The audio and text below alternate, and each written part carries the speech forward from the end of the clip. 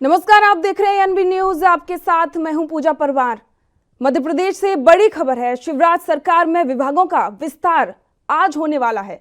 ऐसे सूत्र बता रहे हैं 33 मंत्रियों के बीच विभागों का बंटवारा होगा। किस मंत्री को मिलेगा कौन सा विभाग, इसको लेकर अभी तक स्थिति साफ नहीं हुई है। मध्य प्रदेश से ये खबर है। आज ऐसी खबर आ रही है कि आज हो सकता है कि मंत्रिमंडल का जो विस्तार है उस पर, विभागों का बंटवारे पर जो पेच फंसा हुआ है वो साफ हो जाए।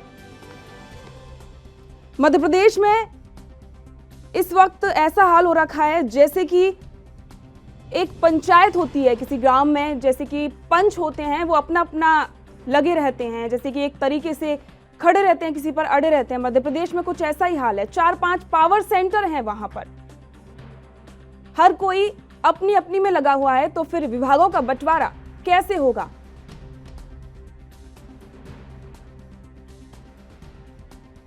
आज ऐसी खबर सामने आ रही है कि आज विभागों का बंटवारा हो सकता है। 33 मंत्रियों के बीच ये विभागों का बंटवारा होगा। मध्य प्रदेश से इस वक्त की ये बड़ी खबर है।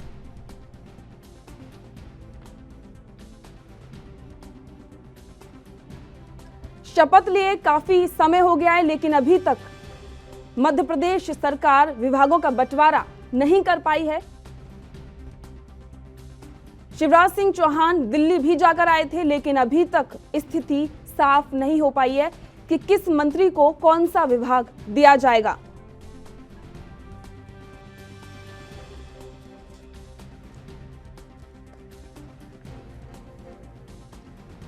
अभी तक ये स्थिति साफ नहीं हो पाई है कि विभागों के बंटवारे में इतनी देरी क्यों हो रही है।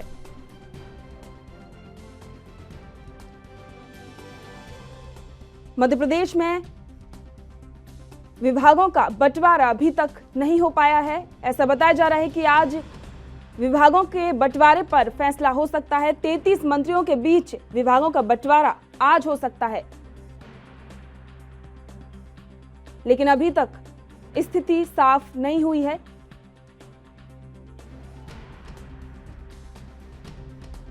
मध्य प्रदेश से ये बड़ी खबर है। लगातार सभी के मन में यही सवाल उठ रहे हैं कि शिवराज सिंह चौहान आखिरकार अभी तक विभागों का बंटवारा क्यों नहीं कर पा रहे हैं।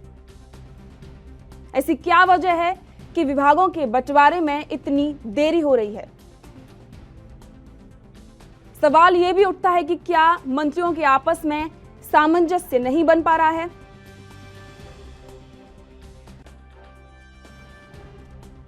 इस बारे में जानकारी देने के लिए सुनील मालवीय हमारे संवाददाता भोपाल से हमारे साथ जुड़ गए हैं। सुनील जी, आप बताइए कि आखिरकार ये देरी कब हो रही है और कब इस पर स्थिति साफ हो पाएगी।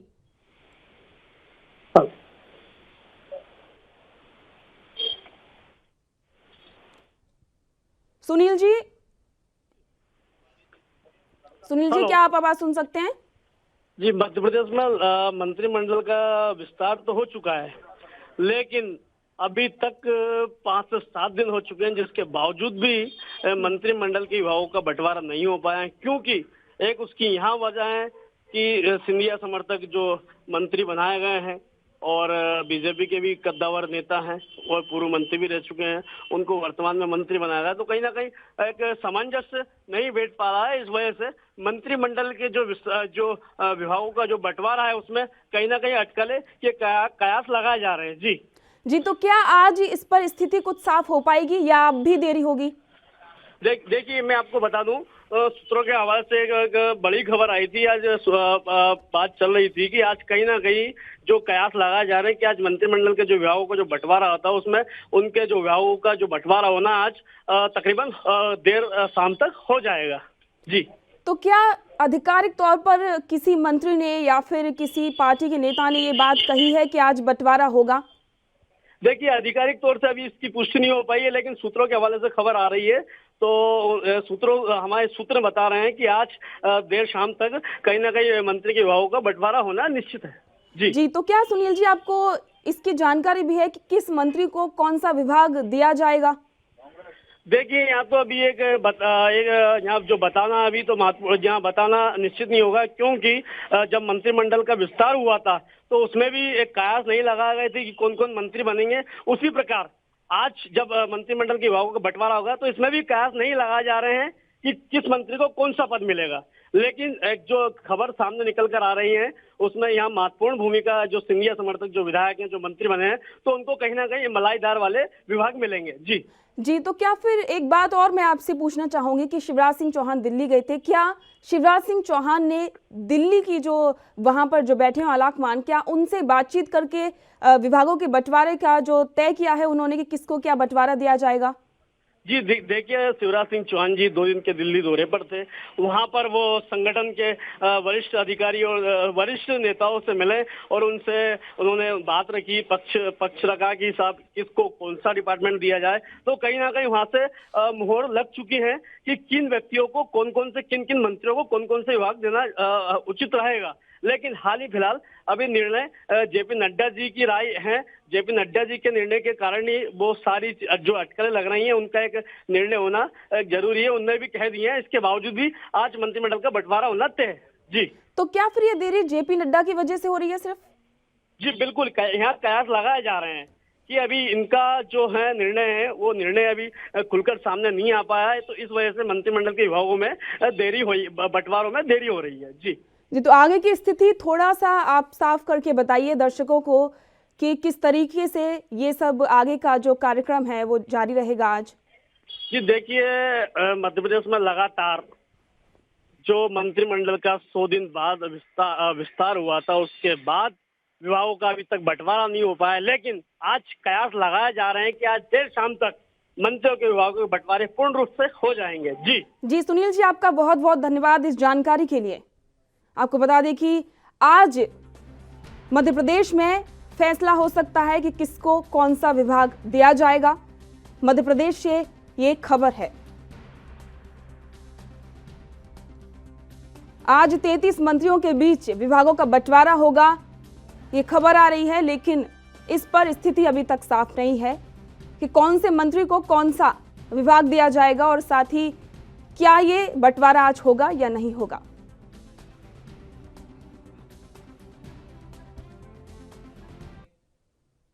अगली खबर यूपी से है। यूपी कानपुर एनकाउंटर मामले से जुड़ी यह खबर है। विकास दुबे को पकड़ने की कवायद तेज हो गई है। एडीजी लॉ एंड ऑर्डर की लखनऊ में बैठक है। मामले पर योगी सरकार सख्त दिखाई दे रही है। यूपी से यह खबर है, लेकिन सबसे बड़ा सवाल उठता है कि विकास दुबे कब पकड़ा जाएगा, पुलिस इस मामले में क्या कर रही है, और अभी तक इसकी जो स्पेशल टीम है, पुलिस की जो सुपर कॉक्स जो टीम है, वो नजर नहीं आ रही है कि आखिरकार वो स्पेशल टीम है विकास दुबे को पकड़ने के लिए, वो टीम कहां है। पुलिस इस पर सही से कोई भी बात सामने नहीं रख रही है। आखिरकार विकास दुबे कब तक पकड़ा जाएगा। कानपुर हत्याकांड को इतने दिन हो चुके हैं, लेकिन अभी तक विकास दुबे पुलिस की गिरफ्त से बाहर है।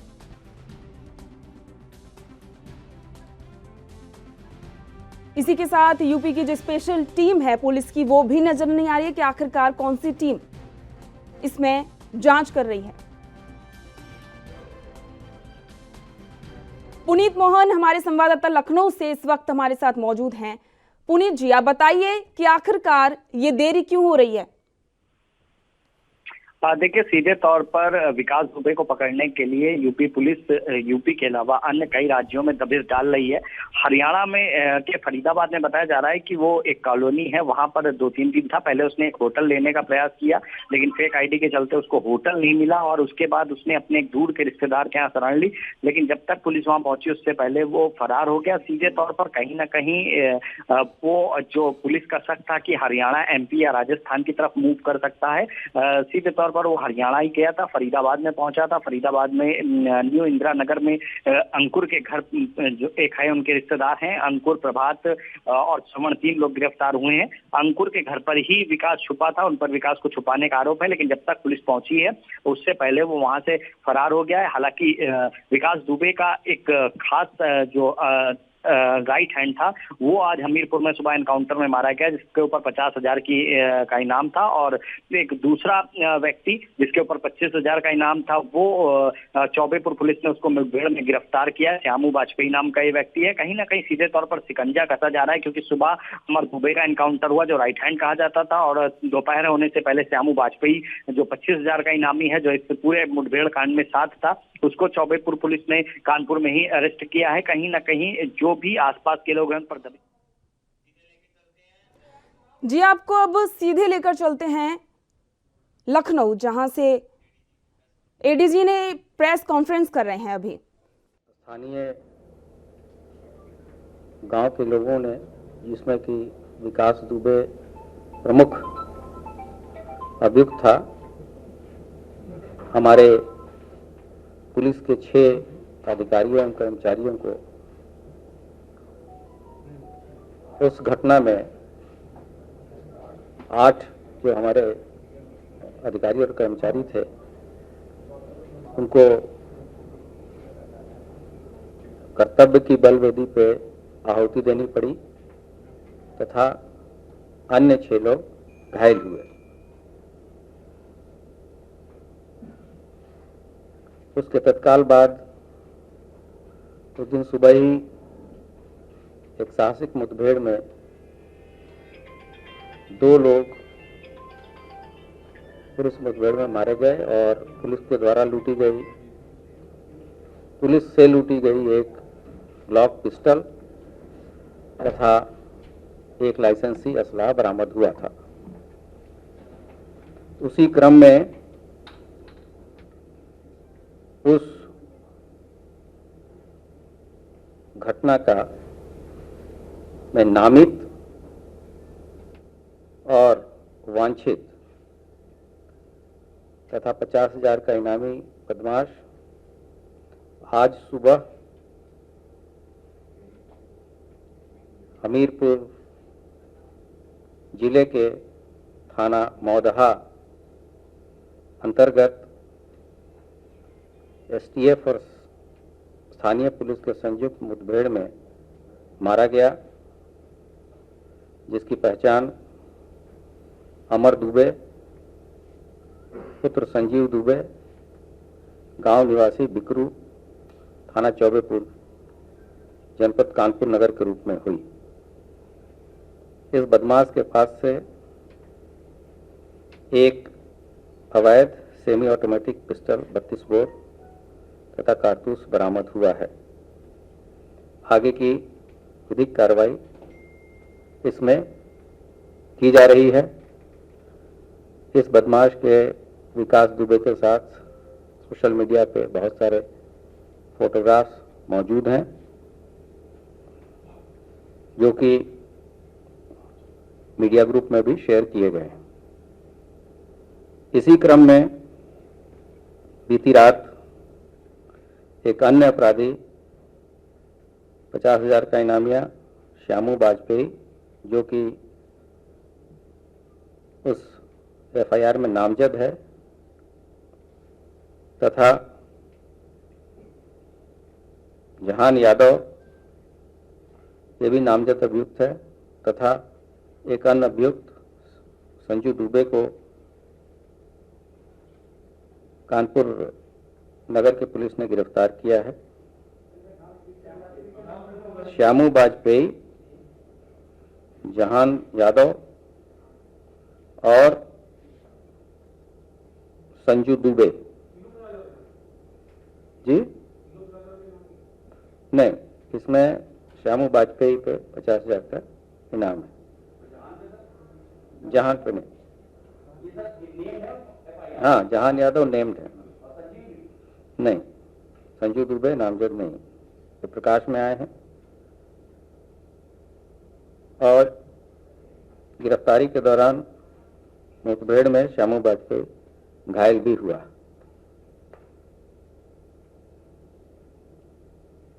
ये कार्य प्रभारी निरीक्षक चौबेपुर और उनके अन्य साथियों द्वारा किया गया है।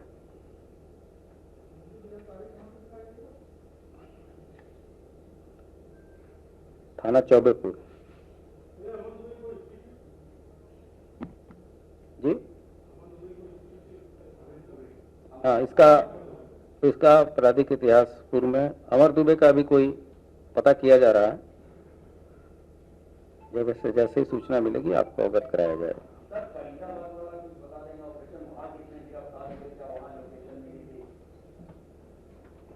मैं रिक्वेस्ट करूंगा कि जब चीजें खत्म हो जाएं फिर उसके बाद से आगे आप उसमें प्रश्न। इसी क्रम में फरीदाबाद हरियाणा में के थाना खेरी पुल में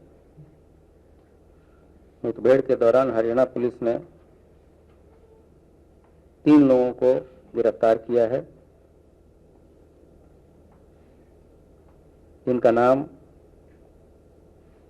क्रमशः कार्तिकेय उर्फ प्रभात, निवासी ग्राम बिकरू, पुलिस स्टेशन चौबेपुर, जनपद कानपुर नगर।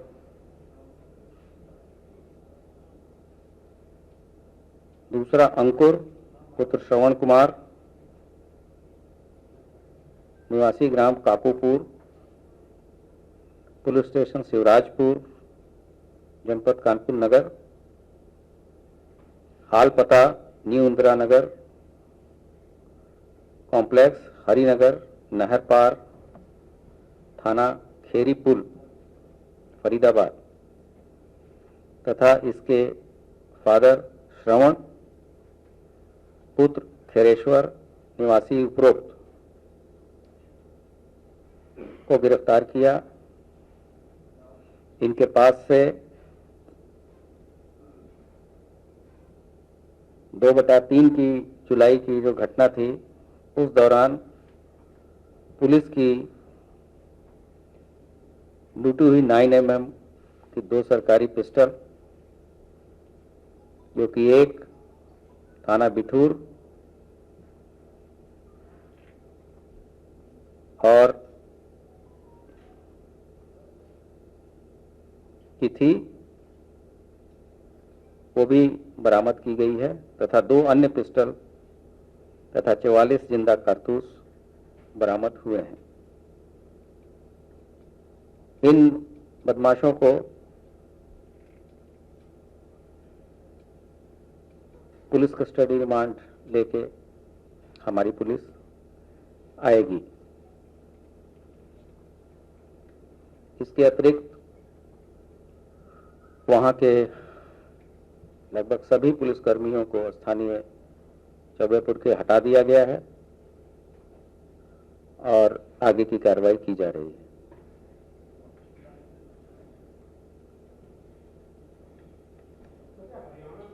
इसके अतिरिक्त बीती रात गौतम बुद्ध नगर में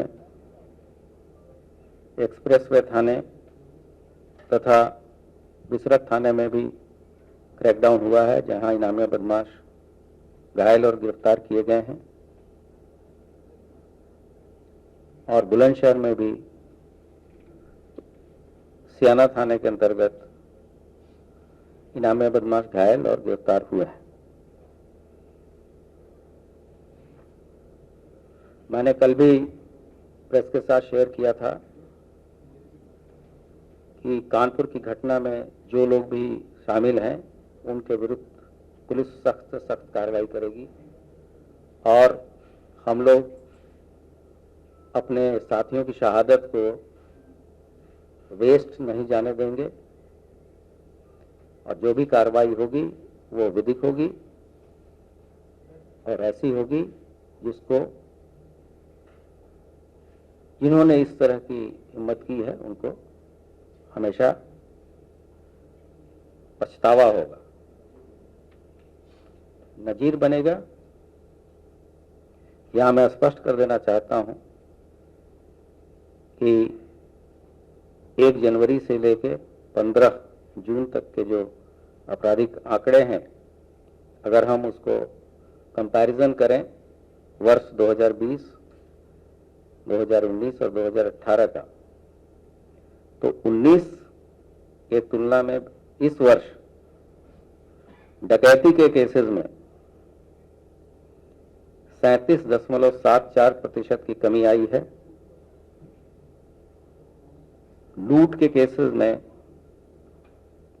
44.17% की कमी आई है। हत्या के मामलों में 7.91% की कमी आई है। फिरौती के अपहरण के केसेस में 41% की कमी आई है। दहेज हत्या के केसेस में 6.34% की कमी आई है। बलात्कार के केसेस में 25.41% की कमी आई है। महिला संबंधी अपराध, जो कि शासन की शीर्ष प्राथमिकता है, उनके भी विभिन्न हेड्स में दहेज हत्या और बलात्कार के केस मैंने आपसे पहले बता दिए। शील भंग के जो केसेस हैं उसमें 14.72% की कमी आई है। महिला अपहरण के मामलों में 36.54 की कमी आई है। पारिवारिक महिला उत्पीड़न के केसेस में 21.97% की कमी आई है। उसी तरीके से अनुसूचित जनजाति, अनुसूचित जनजाति के जो अभियोग हैं, उनके हत्या के मामलों में भी 5.95% की कमी आई है। बलात्कार के केसेस में 0.94% की कमी आई है। कुल मिलाके जो शासन की अपेक्षाएं हैं पुलिस विभाग से, उसमें पुलिस ने अपना कार्य बहुत ही निष्ठा, ईमानदारी और बढ़ चढ़ के किया है। पिछले 1-1.5 महीने में जो घटनाएं हुई हैं, उसमें भी हत्या के जो अभियोग हैं, उसमें केवल ऐसे 18 अभियोग हैं जो कि अभी तक अनावरण हेतु शेष है। माह जून में हत्या के 232 अभियोग पंजीकृत हुए, जिसमें से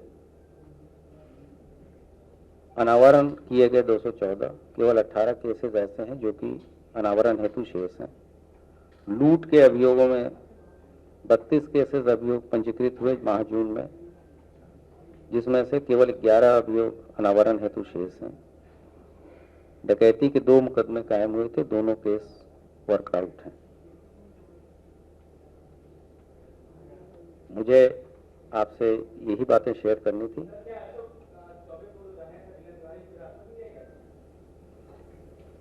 अगर कोई ऐसी बात होगी तो तत्समय आपको अवगत कराया जाएगा।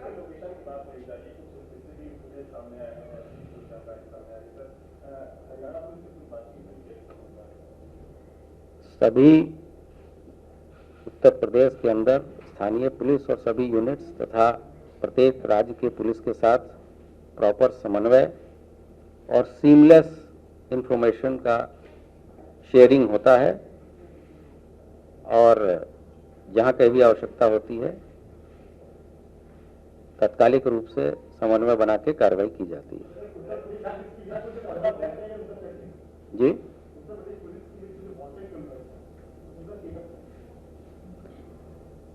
अगर आप उस तरह की प्रेस कॉन्फ्रेंस अगर होगी तो उसके बारे में बताया जाएगा, और अगर आपको पर्टिकुलर केस के बारे में कोई जानकारी चाहिए तो वो बताएं।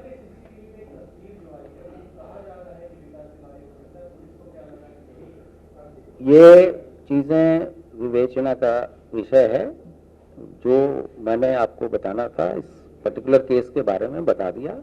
ये सब चीजें अगर कोई आगे बात होगी तो आपसे शेयर करेंगे। जो पुलिस से लूटी गई थी 5 वेपन से 3 बरामद हो चुके हैं। माना जाए AK-47 या इंसाल जो है कोई उसके पास अच्छा ऑटोमेटिक वेपन होगा। हमारी अब केवल 2 वेपन ऐसे हैं जो घटना में गायब हुई थी या लूटी गई थी, AK-47 और एक इंसास। उसके रिकवरी के प्रयास जारी हैं। 3 अन्य जो पिस्टल गायब थी, वो एक पिस्टल उसी दिन मुठभेड़ के तत्काल बाद एक जो बदमाश मारा गया था उससे प्राप्त हो गया था। 2 आज हमारी रिकवर हो गए।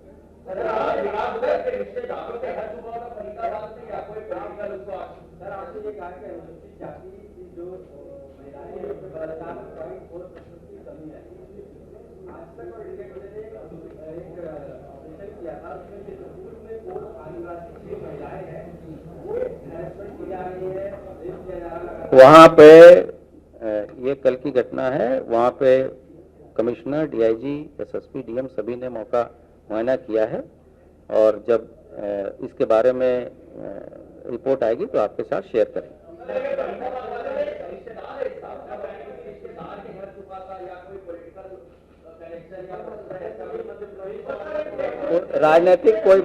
राजनीतिक बातों पे कोई मैं कमेंट नहीं करूँगा।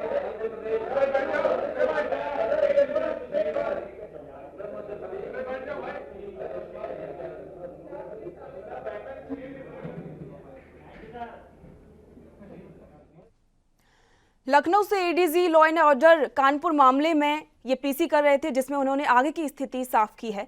इस बुलेटिन में फिलहाल इतना ही। देश दुनिया की तमाम खबरों को जानने के लिए देखते रहिए NB न्यूज। नमस्कार।